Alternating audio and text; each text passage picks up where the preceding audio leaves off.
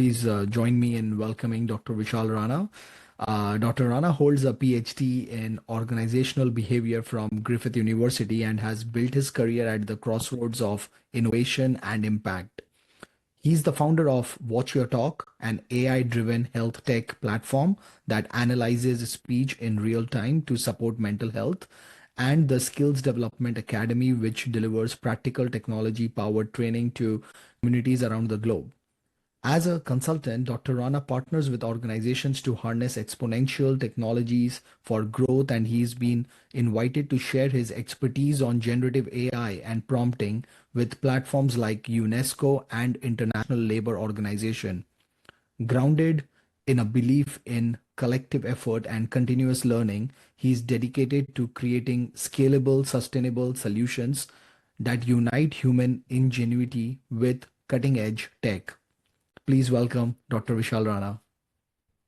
Thank you, Utsaf, and thank you, Seema. And thanks everyone for joining in. And thanks for the introduction, Utsaf. So, as you said, I'm Vishal, and I'll be going into the ethics of AI. And again, as Utsaf already said, that it will be a tip of the iceberg, and some of you might already know what's going around with the ethics of the big tech and all of that. But my interest in ethics came from doing some research work on indigenous data and sovereignty.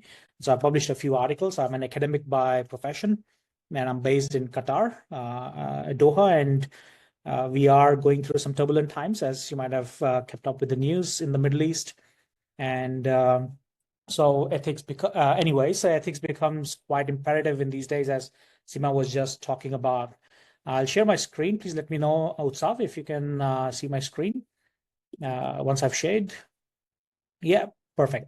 Yes. So when Utsav invited me to talk about the ethics of AI, I was thinking what would be the best things to cover, just to give you a good glimpse of where we're heading and what are the drawbacks of the everyday use of AI, and more precisely generative AI that we're using these days. And I do a lot of ethics work with my students as well. I teach them how to use generative AI responsibly and ethically in higher education sector, because that's where I come from these days. And so I decided that I'll keep it to three main parts of AI ethics for this particular webinar. What I titled the webinar was The Hidden Costs of AI, because we are using AI on a day-to-day basis, consciously or subconsciously, and just prompting like there's no tomorrow. But there are all downsides to all of this as well that we should be aware of. And then use that responsibly and ethically, especially when you talk about uploading your data on these big tech models that they produce, like the ones of ChatGPT. Hi, Mary. Good to see you. Thanks for joining in.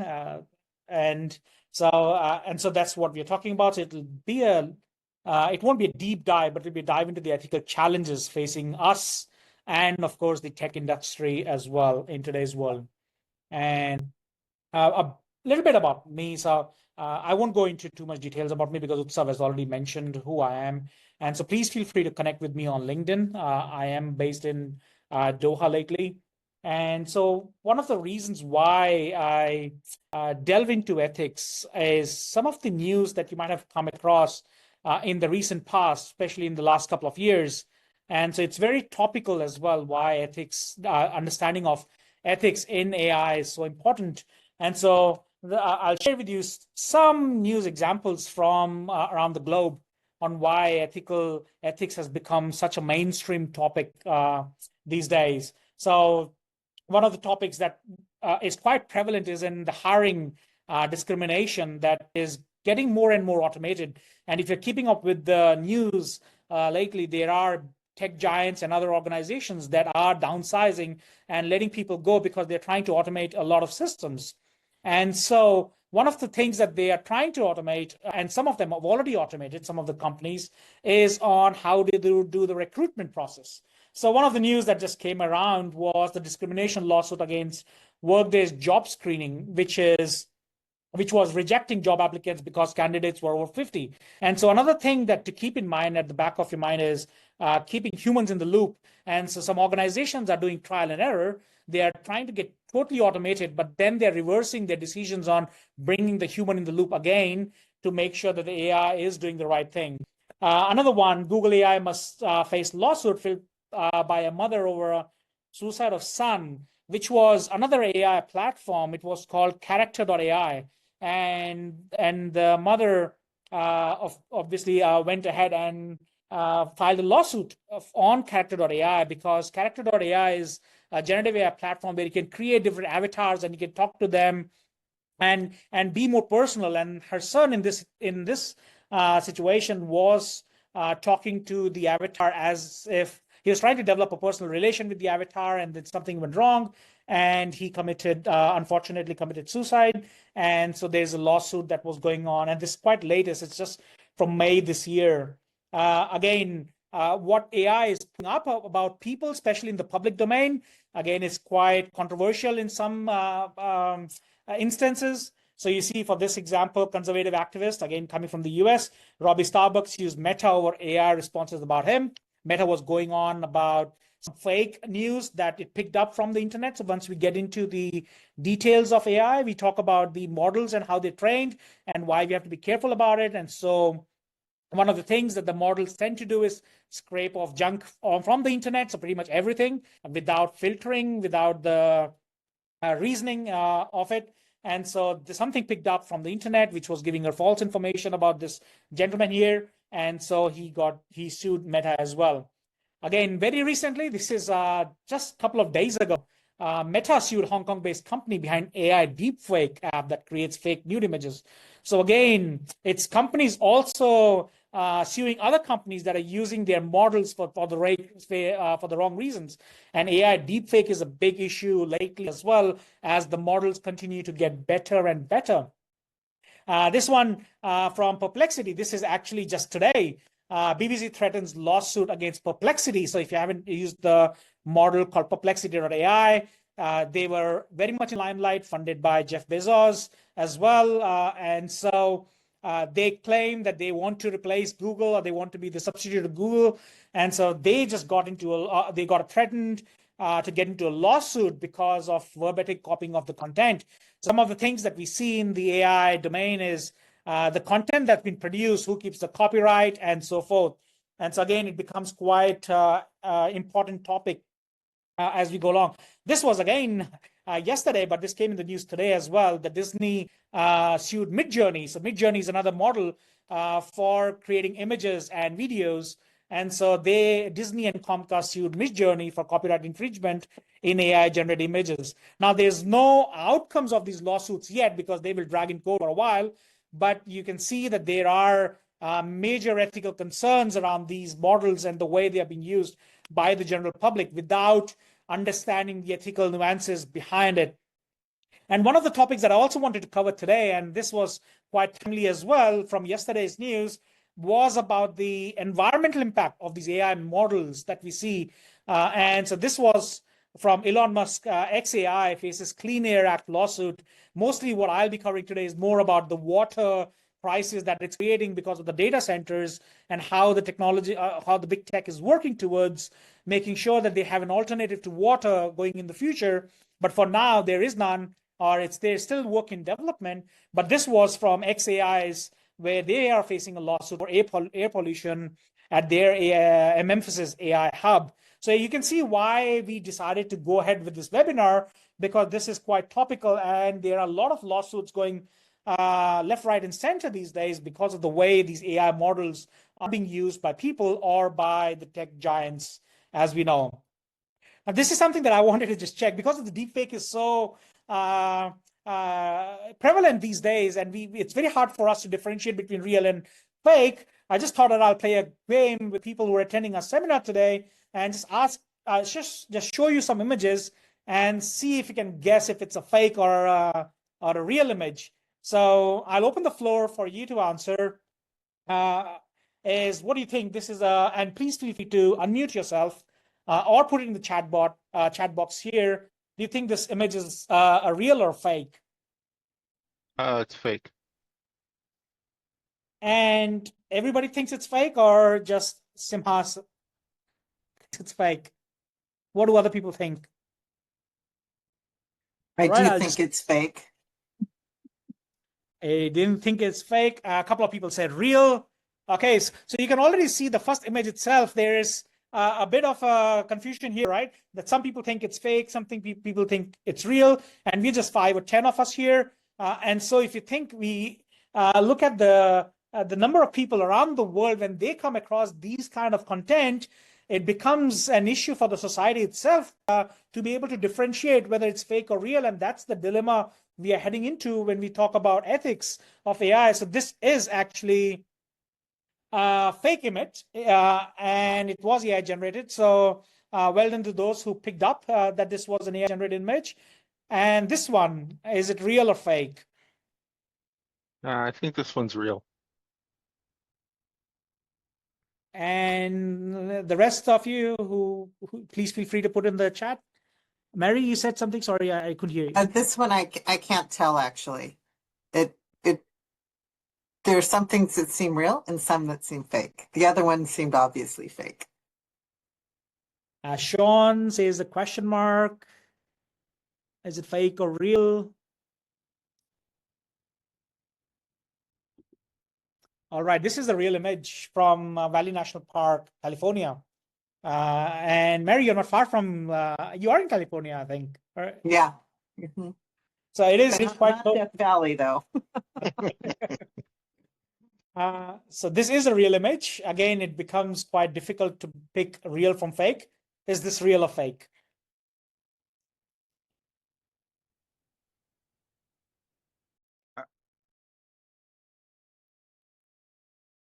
It's probably fake. Probably fake. Utsav says 100% real. And why do you think, Simha, it's fake? Well, I think that if we're looking at the whole photo, it's the people I think are real, but the background I think is superimposed. It's not real. All right. All right. What about others? What do you think, it's real or fake? Probably fake, because I've AI generated some great people images. Yep, Sean. And you got it right as well, Simha. It is a fake image. And the image of the couple in front of the Golden Bridge was AI generated. So the whole image is totally fake. Okay, this one.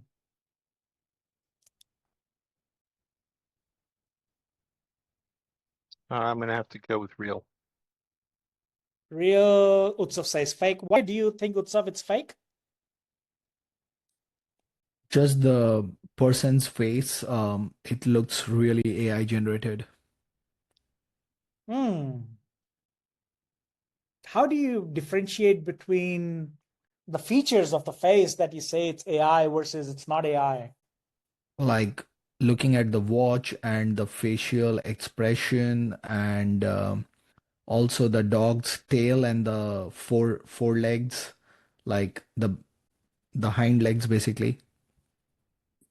I would have picked up the fingers here of the gentleman who is wearing the watch, and the finger looks a little bit different. Let's have a look. It was an AI generated image.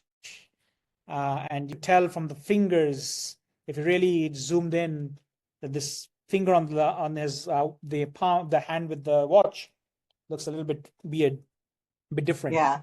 The pants legs also didn't match. And the pants leg, yes, because one has this army Right. thing, the other one doesn't look like it is an army feature. Absolutely. So the reason why I started with this was just to show you how difficult it is to understand fake versus real.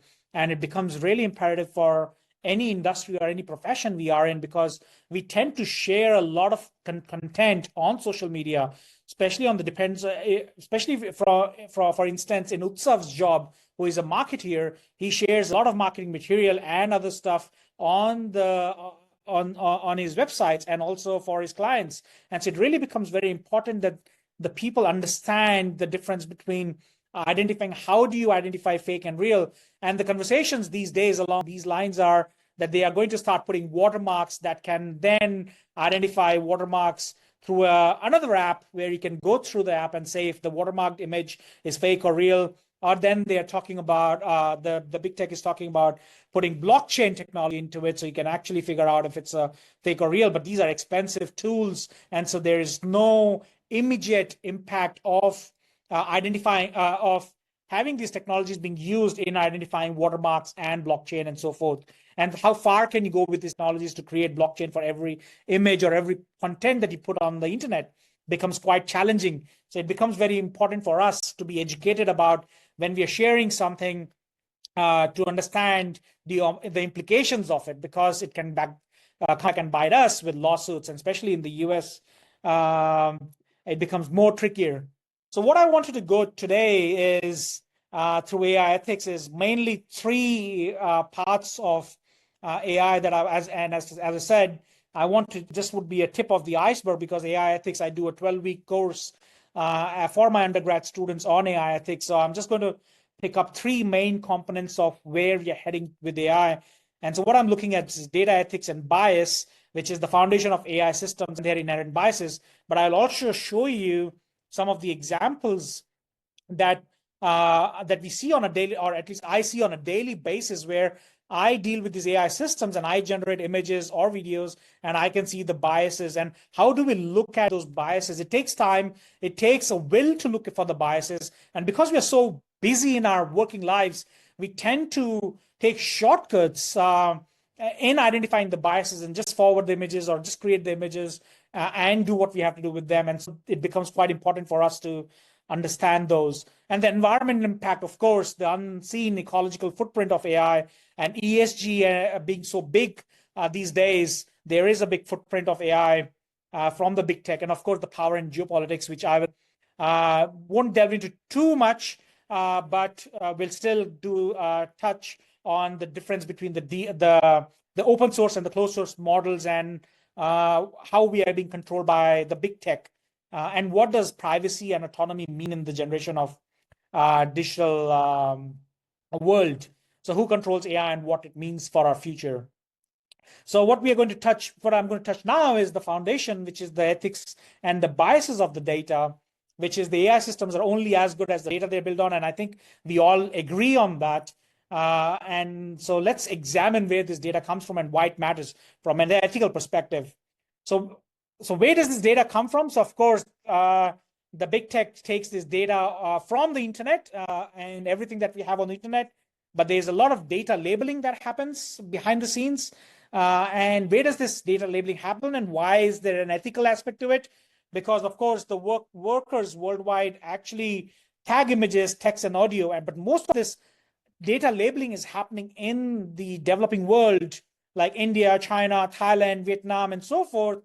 And so often you see that these people are underpaid and working in challenging conditions. And so what can you do about it? Not much. But can you have an awareness around it? Absolutely, 100%. Because then you can hold these AI tech giants liable for being transparent on how this data is being modeled, where it's being labeled, and where is it trained from.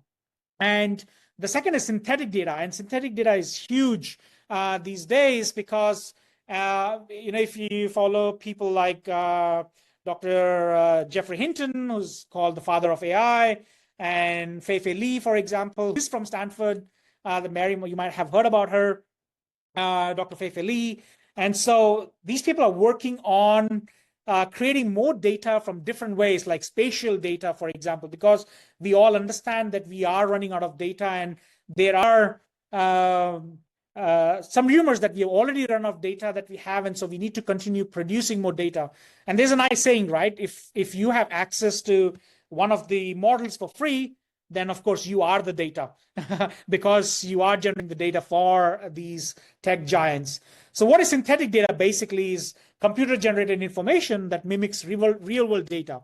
And so faster, but may perpetuate existing bias, because we have a lot of biases in the way we have the humanity has progressed over centuries. And so of course this data is being trained on the synthetic data is also trained on these data. And so it becomes quite imperative that we also understand that. And of course, web scraping. So massive collection of online content, often without explicit consent. And what does consent mean? Actually, I was marking a postgraduate thesis just yesterday, and they wrote a whole thesis on this whole topic itself, which is what does it mean to have consent, and what is colonization of data and algorithmic bias and so forth. So it's quite a fascinating topic in itself. But why web scraping becomes such an important bit is because I give an example to my students, again, not going into too much political side of things, but we see, for example, Twitter, and you put somebody controversial figure's name on the Twitter, and you'll see two sides of the world trying to write a good and the bad about that controversial figure, and without naming that person. But what does AI do? Then it scrapes all the data. So AI knows that it's very easy for humans to make them fight with each other, because all you have to do is just upload a controversial figure's photo and people go and start fighting with each other. And all of this is being trained for AI. And so then how are we actually making sure that we are training the data in the right way, or training the AI models in the right way? So the reality of data labeling from an ethical perspective is, of course, the hidden workforce. So thousands of workers in developing nations perform this repetitive labeling task. One thing that Simha mentioned right at the beginning of the presentation was that there is, of course, positive side to all of this AI as well. But the focus today for this webinar is only focusing on the drawbacks. So I'm not totally negative about AI. I of course look at both sides of the coin. But for this presentation itself, my intention is to bring about awareness about the dark side of AI and the ethics, and not talk much about the positive side. Of course, there's two streams of thought. There's abundance when we talk about AI and what it's going to create with universal basic income and so forth. But that's not the intention of the webinar today. We are focusing mostly on the drawbacks of what we are being dealt with, consciously or subconsciously. So of course, these workers, again, this image was created with AI. It's a fake image. It's not a real image, just to put it out there. But I did have other images which I didn't have the copyright access to. So I decided to create my own image, and I used ideogram.ai for this particular image, or for all the images that I have created today. This is again at the human cost, because the workers review disturbing content, because there's no extent to the limitation of the content that the people are labeling the data for. So then people are in these poor conditions labeling all this data, but they do not have any adequate mental health support. There are newspaper articles that people are getting as low as 60 cents a day to label this data in some of the countries. And so there are high turnover, burnout rates throughout the industry when it comes to this. There's now, in the recent past, there's a data labeling happening in the US as well. But of course, the cost of this data labeling goes subsequently high. And so still the big techs are using third world countries to manage and label this data. And so at what cost? Again, I'll quickly touch on the positive side of things.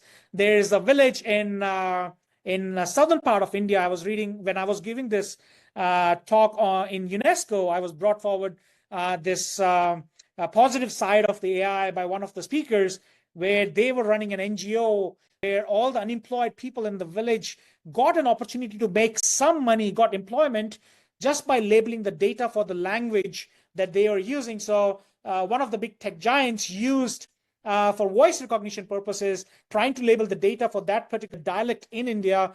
And so they used this village. The women in the village who were unemployed got a chance to get employment to label the data. So it's not all doom and gloom. There are a lot of positive stories around the data labeling as well, just to be aware of both sides of the coin. Again, the bias is, of course, garbage in and garbage out. So the training data has historical data sets, contain societies exiting prejudices and qualities, and we'll go into each one of them as well. Algorithmic processing, and of course, the biased AI systems, which is perpetuating and sometimes magnifying existing biases in those. And so you see the facial recognition features, for example, is quite known around the world now, where error rates up to 34% higher for darker skinned individuals. In a couple of slides, I'm going to show you a video of a soap dispenser and how ethically biased was a soap dispenser in one of the organizations. And Simha is smiling, so probably you might have come across that video, Simha. But that was incredible to see how a soap dispenser can be biased, racially biased in dispensing soap, as simple as that technology. And so, of course, with this, it's leading to wrongful identifications and potential legal consequences. And it's pretty much in the news all the time. But of course, there is language processing issues as well.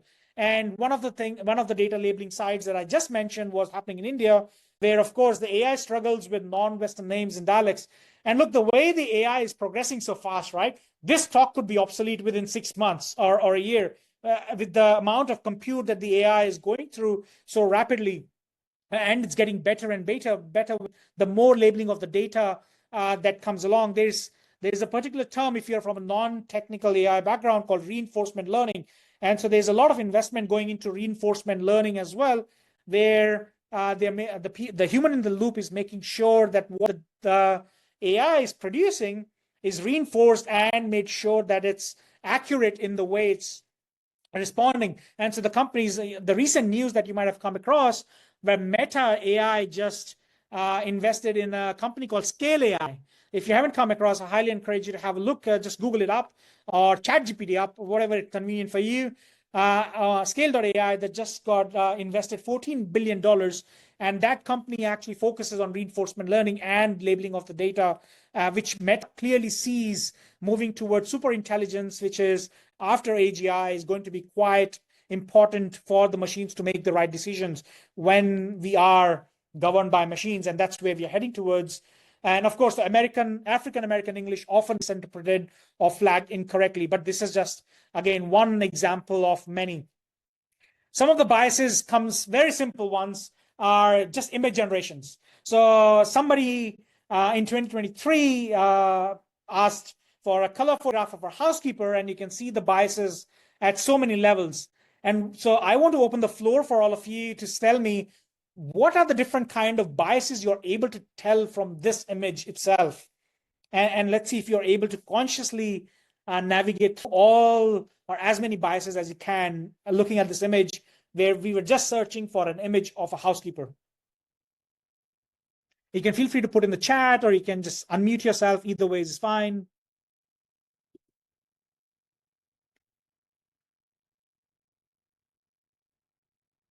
Very ethnic bias, absolutely, Sean. What else can you see?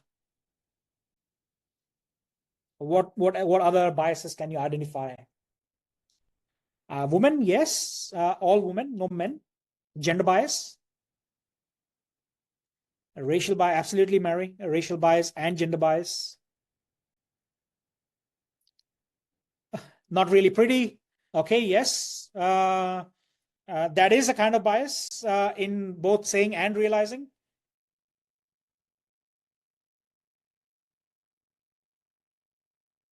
Any other biases you can think of?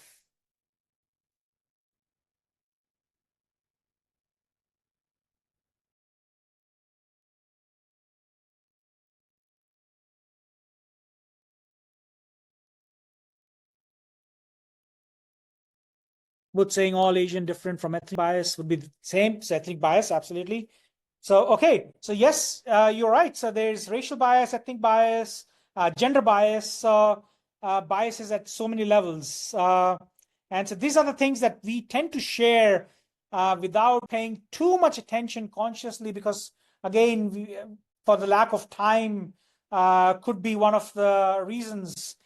This one is a image that I shared on my LinkedIn a year ago when I was writing an article on oppression versus oppressed for one of the blogs that I wrote for London School of Economics. And so in this, all I prompted was that I need an image for an oppressed and an oppressor for just a random prompt, and you could see how at what level this image was biased at so many different levels, where the oppressor became, for some reason, African black woman, all with headgears in a poor slum, and any other thing that you can identify from this image. Please feel free to share in the chat as well. And this was Midjourney at that time, and it was quite expensive, and so I was quite disappointed. But initially, I didn't pick it up, but until I really paid attention to why, because my understanding of oppressor versus oppression, I was looking for, again, from my own biases as well, I was looking for something different as an image, but then this image came out, which also turned out to be quite biased. And so again, biases becomes quite important for understanding. And so again, I thought that the biases would have been reduced significantly by now because this is 1 year old, but then I'll share you today's prompt that I did. So all I prompted today on, again, this was on ChatGPT, was about nurses in Australia. So all I said, without going into too much prompting, are the drones the oppressors? Good question, Sean. So yes, so what in this image was the drones and the headgear, because I was looking at how the data colonization is happening. So it's a new different terms of slavery these days. And so I delve into those topics when I talk about AI ethics as well, is about different type of slavery we are looking at, which is data colonization. So that's what I was looking for the image, because that was the topic that I was writing about. And so when talk about data colonization, it's also giving you a headgear where they're trying to extract data from your brain, which is very different to how Elon Musk is going to do in the future with his Neuralink. But yes, the drones and the headgears seem to be the oppressors, and the oppressed are the people. So my only request from the AI model was to tell me how an oppressed versus an oppressor would look like. And this is what it generated without too much prompting, very basic prompting. So this was today. So thanks for asking that, Sean. So again, this was just prompted nurses in Australia. And so you could see, again, the biases in this image. And so I tried again without doing anything. I just said, now give me a group of 10 nurses in Australia. So the only thing that I changed from the first prompt to the second prompt was change the number of nurses, and it did a little bit better. But again, you can compare until today itself, there's still inconsistencies in the way the data is, the output is generated, and it still has biases in the way the output has been generated by AI. And okay, so this is the video. I don't know if anyone has come across this video or not, but what I want to bring to your attention is you would see in this video when a white person puts their hand under the soap dispenser, the soap dispenser will dispense soap. But when a dark-skinned person decides to put their hand under the soap dispenser, it doesn't dispose. So this was quite thought-provoking for me, that even a soap dispenser can be racially configured. But of course, these are the unintended consequences of the data modeling rather than the consciously approach towards this. So let's have a look. Futurism. Can you please tell me if you're able to hear the voice? Yes, thanks. Future. Simha. Okay, Noel, you try now. Come to your hand. Two black. Yeah. So what I'll do? Come again, sir. No, you two back over with. No, what you have to do is again racial things. That is white. That's nothing. Surely. Again, pay up, again. Right, put your hand. What's it color hand? Man, the black man game, I don't know, get all over. Incredible. I saw this video 4 years ago, and so this is not a new thing. I think this is a 7 or 8 year old video, and without I couldn't confirm it, but the video on said that it was on the Facebook office, but I couldn't confirm it, so I'm not sure which company this soap dispenser was. But again, these are the unintended, and this is not even AI; it's just a sensor being racially discriminating. So again, these are the unintended and subconscious biases that we all we tend to have within ourselves. So again, the cultural biases. So the data is being trained mostly, as you can tell, from a Western context. So the English language dominance towards the data is huge, and that's why we tend to see that the other 7,000 languages around the world receive minimal AI support. Although I know that there's a lot of work going on in that space as well, and there are a lot of startups that are working on these language models so that they can be integrated, and of course Meta or Google will just buy them eventually. And so of course most of this data is from Western culture norms, and so they struggle with the cultural nuances from other region. And one of the things that being in so I moved from Australia last year to Middle East, and I could tell that there's a lot of issues in the output that AI produces when I try to put the context of Middle East itself, because again, the data has been trained in such a way, and the data from wealthy nations. Again, one of the issues that I tend to write about and in newspapers and so forth is about the global South and how there will be a big, massive divide between the global South and the North on the way the data is being represented from mostly the Northern American regions. This is another aspect that I do research on, which is an article that I recently published, was on indigenous data sovereignty, which is a catalyst for ethical AI in business. So most of the data ignores the indigenous communities around the world, especially in Australia and Canada. I've read a lot of articles around this.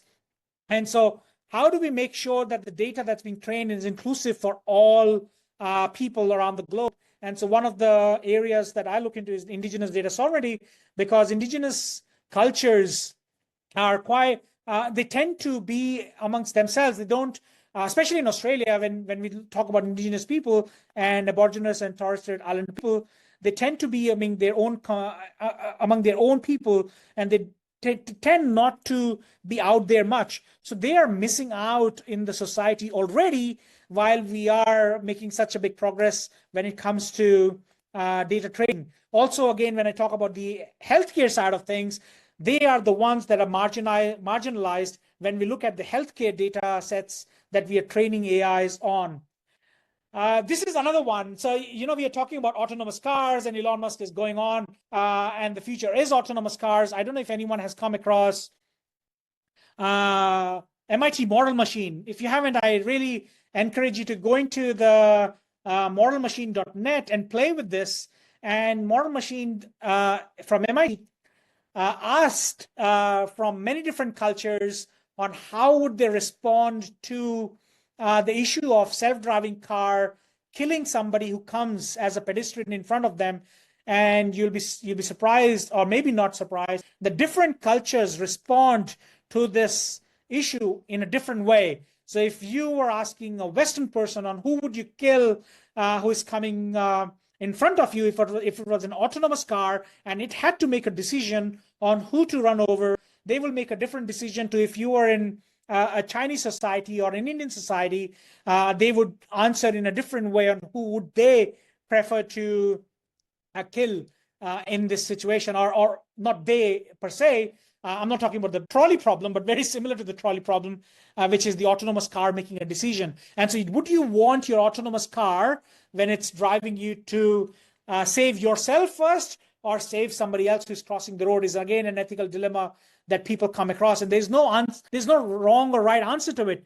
But how would you want your autonomous car to make that decision is quite incredible when you play this Model Machine. And so I highly encourage, if you haven't tried, there's different scenarios. So this is just a screenshot of one scenario that I've posted. There's many different scenarios where who would you prefer to kill and who would you prefer to save. Is quite interesting. And so we expect humans we expect AI not to be biased, but then we have our own so many prejudices and biases and cultural nuances. Then how do we expect AI to be totally rational against all of this is a very interesting question. Again, I think I am running out of time, so I'll just go quickly into a couple of more. How are we going for time, Utsav? Just to confirm with you. We are doing good. Yeah, How you much can time do we continue. have? We have 15 minutes.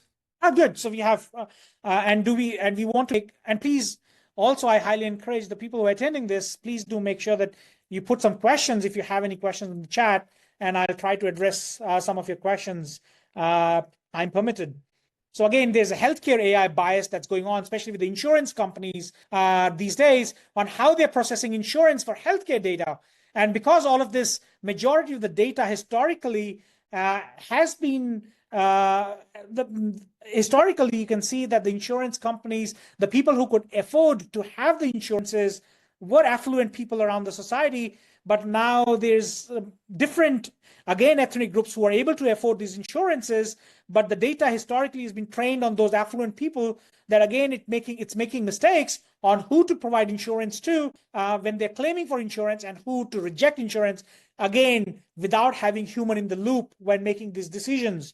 So studies are showing already that there's mixed diagnosis rates are higher for women and minorities, again, when they're diagnosing, especially for radiology and so forth, because again, the majority of the data trained is on male patients or affluent patients who had the affluence to go and actually get treated and provide the data. And so the real world impact from that aspect is delayed treatment for underrepresented groups, which is, again, very important for us to understand as a society that we are not marginalizing, especially when we are working in the capacity of decision making in these organizations. We are able to provide policy guidelines to our companies as well. There's misallocation of healthcare resources, again, because of the historical data that we have and reinforcement of existing healthcare disparities, again with the global south and what I was talking about, the indigenous people as well. So these are some of the articles that I came across where you could see that so Nature Medicine is one of the most prominent spaces that you can publish an article. And so you can see that socio-demographic biases in medical decision-making is already happening. But again, it's all not doom and gloom. These are, again, being shown. They are being consciously figured out. And so the companies are now working towards fixing this through reinforcement learning as well. There was a study from Yale last year that shows how AI biases worsens healthcare disparities. So what they found was that every stage they had an issue because of the way the data was responding while training, model development, publication, and implementation, which was affecting the patient outcomes at Yale School of Medicine. Another one that I came across, AI can have Medicare biases too, one of the studies revealed. And this was interesting as well, which was published by Reuters this year, where the researchers invented nearly 36 different patients and asked 9 healthcare large language models on how each one should be managed in 1,000 different emergency room situations. And unfortunately, even at the time of emergency situations, the AI was responding with their biases on who to be treated from different demographic characteristics. Obviously, again, the historical data points out who in this situation would be marginalized when it comes to these kind of decision makings. And so this has a huge policy implications for the governments as well. AI is impersonating human therapists. Can it be solved? So again, California has a new plan to put chatbots in the place. Again, you see the governments are reactive. They're trying to catch up on this game, but not being proactive on how they can stop it in the first place without the disaster happening. So you can see examples like character.ai that provides you with avatar creation, where you can create an avatar of whoever character that you want to talk to. And so these characters are not trained to be therapists. And any misleading output that this character does to you, people tend to have adverse effects. And the worst one was when I shared it early on in the presentation, when somebody actually committed suicide because of the wrong advice that one of these AI therapists provided it. And so they tried to sue Character.ai, but it didn't go anywhere because you look at the privacy policy and the guidelines that nobody reads, but because there's 100 pages of them. And so we just tick the box and move on. And all of these are in the fine prints that we don't have the time to read, that provide them with the legal space to get away with these. And that's why, again, it becomes very important for us to be ethically aware of what we are delving into, especially if you have children. For me, for example, coming from an education sector, it becomes very important for me to ensure that the young kids who are coming into the universities are aware about all of these issues before them being one of the victims of these models in the long run. And again, AI, so a lawsuit over AI denial of healthcare. So there was again a lawsuit recently, a couple of years ago, where the AI did not allow the healthcare to one of the persons, and because of the wrong data or unethical way of training the data or the model that they were. So you can see how big it is in the healthcare sector as well. What I have, as I said, I'm just touching the tip of the iceberg. There's so many instances now where the doctors are in denial when AI is doing a better job than the doctors themselves. And so there was a recent article also where when doctors and AI were in the loop, AI was doing better than doctors and AI together, which was quite interesting study as well that came out last year from 1,000 radiology screens that they did with the doctors and the AI. So there are solutions about it. The organizations are doing, but again, as I said, it's a catch-up game. Every time it messes up, the technology companies then try to fix it. But at least the good thing is there is that they are trying to fix it. So again, bias auditing is one of the ways that the organizations are trying to do it. They're trying to have diverse teams. But again, when you look at the companies like OpenAI, when the board fires the CEO because of the unethical things that he's trying to do, Sam Altman, then again, you question the integrity of these tech companies on whether the diverse teams and the fair data collection is actually happening behind the doors, or is it just a lip service that these tech giants are paying for us to see that how ethical they are and the way they're transparent, but actually in the hindsight, they're doing something totally opposite. Now, the next area that I wanted to quickly touch on, I won't go into too much details because we're running out of time, is the environmental impact of AI and the carbon footprint. And ESG being a big thing these days, it's again very important for us to understand the environmental impact of AI, but then what do we do about it? Because again, it's very easy to say, but then people do go and do prompting like there's no tomorrow, and there's a cost to each prompt that you do. So this is from Mexico, one of the cities in Mexico where the data industry is booming, but there are more drought and blackouts at the price the communities are paying. And so this is where Microsoft, Google, and Amazon have set up their data centers and taken half of the water resources from this part of the Mexico, which is Querétaro. And so the communities are paying. And the governor, when got asked, why is this happening? He said, at least we are generating jobs for the local people. And so generating jobs versus drought, what do you weigh? What's right or what's wrong? It's very difficult for us to say from here. But obviously the people didn't want that to happen, but this is what the governor took the decision. And so they are paying the price for it, where data centers are using half of the water resources from that region, which is creating droughts and so forth. So this is, again, nobody talks about this, or the media doesn't talk much about this, but it is quite an important, pertinent issue. But there are solutions coming up, but probably take a while. This is from Business Energy UK that I found. This graphic, and there was a whole list of graphics, but I just thought that I'll just point out to this one, which is how much water does ChatGPT consume on a daily basis, and it's 39.16 million gallons of water each day. If you put that into perspective, this is enough water to fill 907, so almost 1 million baths, one for every resident of San Jose on a daily basis, or you could flush the toilet 24 million times, the equivalent of the population of Taiwan or Australia flushing their toilet at least once. So that's the amount of water consumption that's going on. And the question is, where is this water coming from? And so there are a lot of lakes and resources. Again, California is one of the states that provides a lot of this water resources to these tech giants. So again, where is this water coming from and how is it sustainable? It's not sustainable for a long time, is it? And so I wanted to share this to just bring that to perspective.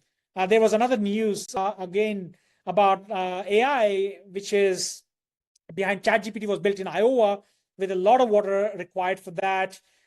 Is our data destroying the environment? So there are a lot of articles now in the media as well, but not enough to really bring it to the people that there's a big issue behind the scenes. Every time you talk to ChatGPT, it drinks 500 ml of water. And so it can, for every 5 to 50 prompts, it answers. Again, this is 6 months old data. So this news particularly is 6 months old. But what Sam Altman is saying that now for every prompt, they are giving a fraction of a teaspoon of water, a fraction of a teaspoon of water. But the thing is, when you look at 400 million people using it every single day and prompting like there's no tomorrow, when you put that into perspective, how much water is really being consumed to maintain these data centers is just mind-boggling. So this was a very interesting article as well, which is forget jobs, AI is coming for your water.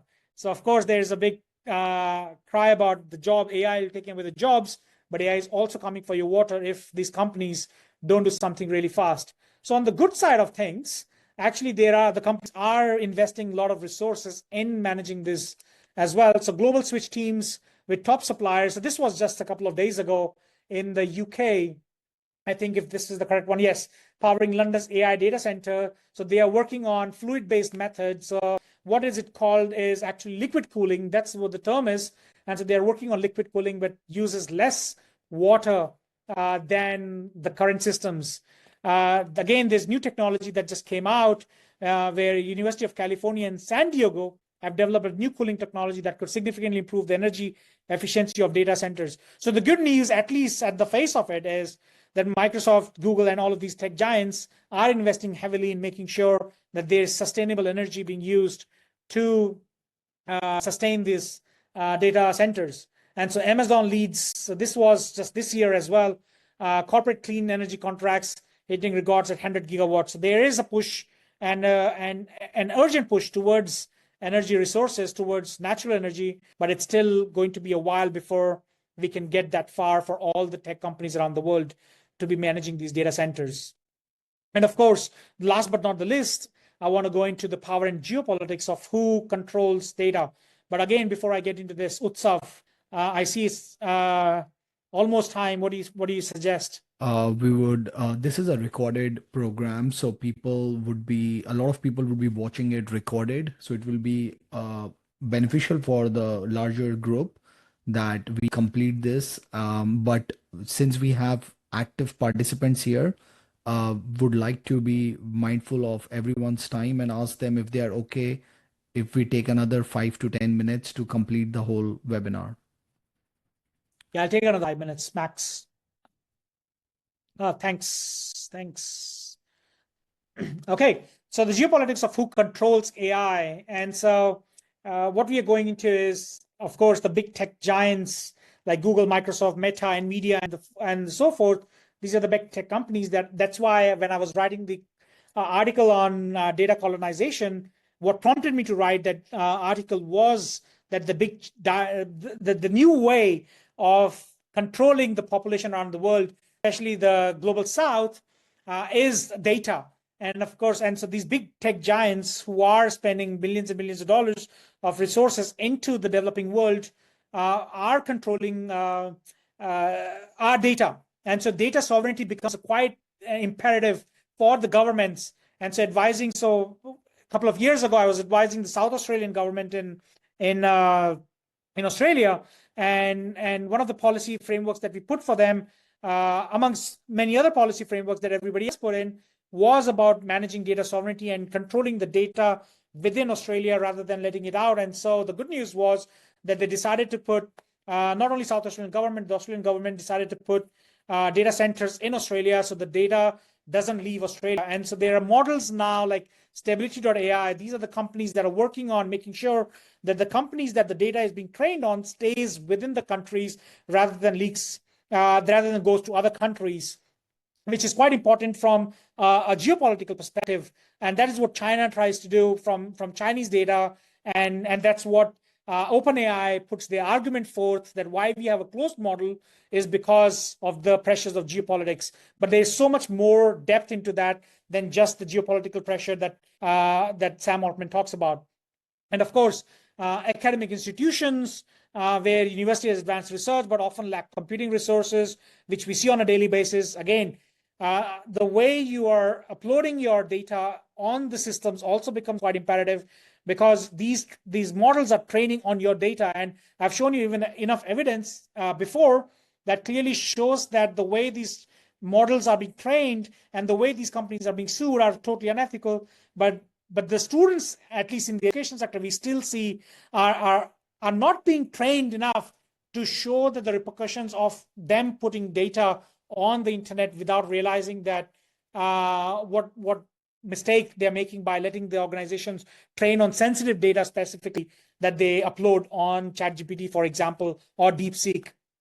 And so there are national governments that are looking into data sovereignty that we spoke about. And of course, there's a lot of startups that are frequently required by law. One of the things that I want to talk about startups was the Bletchley Agreement that happened a couple of years ago in the UK, when all the big tech giants came together to sign the Bletchley Agreement, when Rishi Sunak was the interim prime minister for a year. And if you really closely paid attention to the Bletchley Agreement, what these big tech giants were doing were making it very difficult for the startups to train the data on the models that they were using, because the agreement had certain nuances where you would have to declare every single data that you're inputting into your models to the government. And so what the big tech giants were tending to do is, we are happy to pay millions of dollars of fines and break the laws, but the startups won't be able to do it because they don't have enough sufficient funding to actually meet these requirements that the Bletchley Agreement came across with. And so that became a joke, literally, for startups, because it was stifling innovation. So it's not always the positive when you start putting these agreements in place, because then the big tech giants, and it happened in the pharmaceutical industries for a long time, where these boundaries that they put for smaller players actually tend to strive innovation rather than let everybody else innovate. And so again, that Bletchley Agreement that the government signed was kind of a bit dodgy, at least in my opinion. So again, there's closed source models versus open source models, where you see that and OpenAI, as you know the story, was supposed to be an open source model, but decided after Sam Altman took over that it would be a closed source company. And so basically what we mean is, with closed source AI is proprietary technology, so nobody knows how these models are being trained.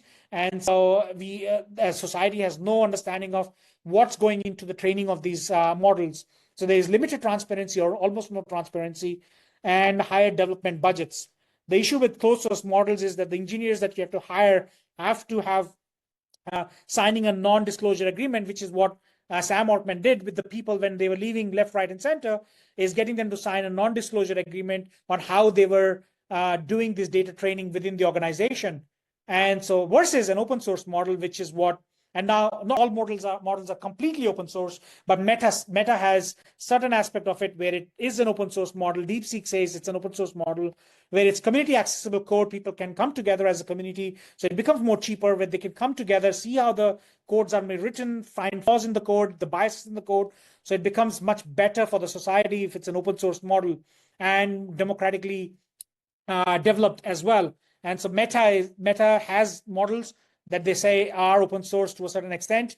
And so it's broader participation of the community on the GitHub that comes and works with these models. And so, of course, there are resource constraints, and that's why you go open source, because it gets access to pretty much everyone to be able to come and look at these models. The problem is, from the geopolitics perspective, which is what Sam Altman argues, is obviously that the countries that are adversaries to US would be benefiting from our models, and that's what they don't want to do. And so they want to continue approaching with a closed source model. And so there are regulatory landscapes that are monitoring this situation. So there is European Union, where GDPR laws are very strict. There are laws in China. US has their own guidelines. Trump just recently signed another executive order related to this. And of course, the global south is the one that's suffering the most because the capacity, they have a limited regulatory capacity to manage this. So I kind of write articles advocating for global south to stand up for themselves and make sure that their data is regulated and with the governments, but not to an extent where they start stifling innovation in their organizations. And so when we think about path forward towards from what we have covered today is that you need a proper representation when you're looking at these models, and these conversations should happen on a daily basis with each other, just to make sure what AI is doing and what are the ethical advancements of AI. The accountability must be with every organization. But again, majority of the organizations are small to medium enterprises that depend on these B-scope models and enterprise models that are provided by these big tech. So again, what do they do is when they're small businesses, other than just take these bespoke models the way they're trained and just utilize them.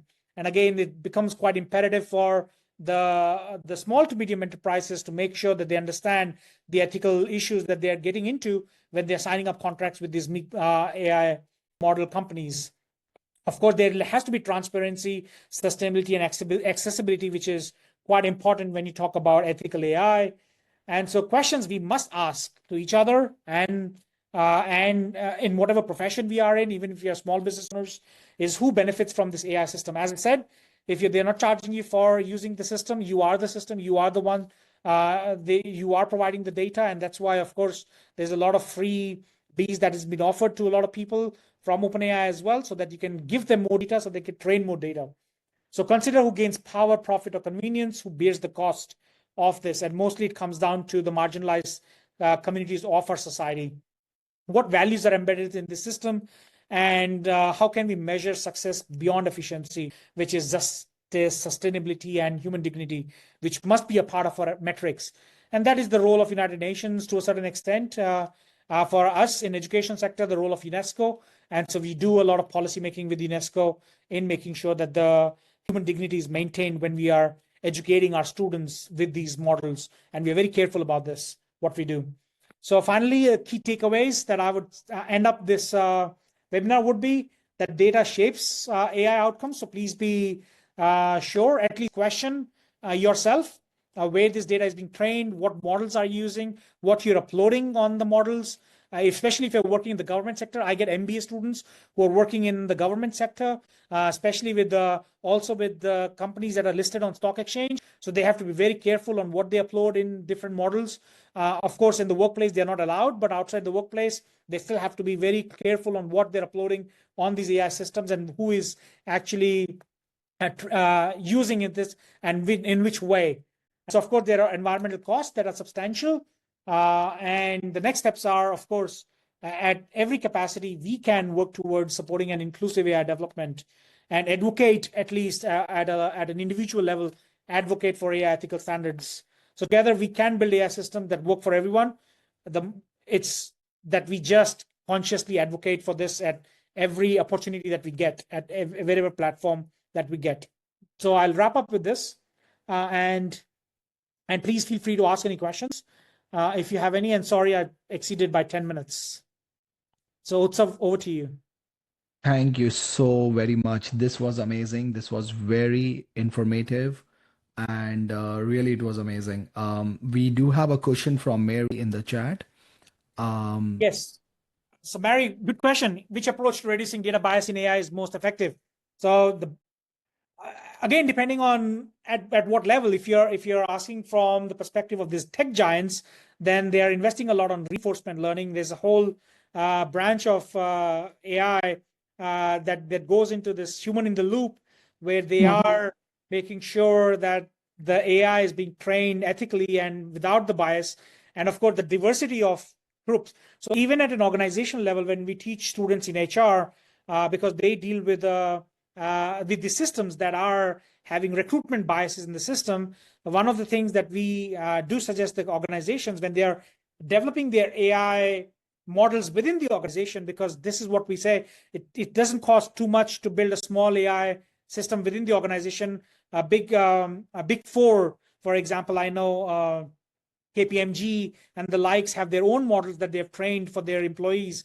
And so what they tend to do is they have a diversity of committee that work on these AI models to make sure. So of course, your computer scientists, your philosophers, your ethicists, all working together to make sure that these biases are being looked into when the output is generated at a local level. But when the big giants happen, then there's of course data audits that become quite important, and reinforcement learning is a huge part of it. Thanks. Thank you, Mary. Sean, can they put these centers in Northern Canada or cold and a lot of water? They're actually trying to get away from the whole water thing. And so a lot of research is going on. How do we do not depend on the water itself for these data centers? And so I think in the few years, you'll start seeing technologies where water wouldn't be required for these data centers. But for now, we are dependent on, but it depends on how fast we can scale those technologies for these data centers. Any other questions, if anyone has any? Thanks, Mary. Really thankful that you joined. Good to see you again.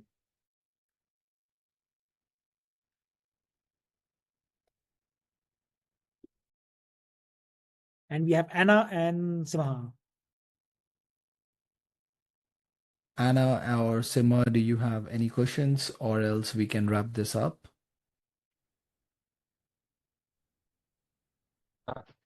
Hold on, sir. No, I don't have any other questions. I think I'm going to drop off. Thanks, Simha. Thank you. Thank you Thanks so for much joining for your insight. Thank you. Thank you, Simha, for joining us. Thank you. All right, Anna, I think Anna doesn't have any questions, so we'll go ahead and end the meeting.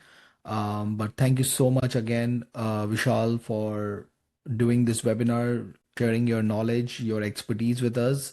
This was really insightful, and I hope it helps quite a lot of people watching this. And really, we are in a great place in this world right now, and the ethics on the AI side is really eye-opening. So thank you for sharing everything. Thank you. So thanks for inviting. Bye.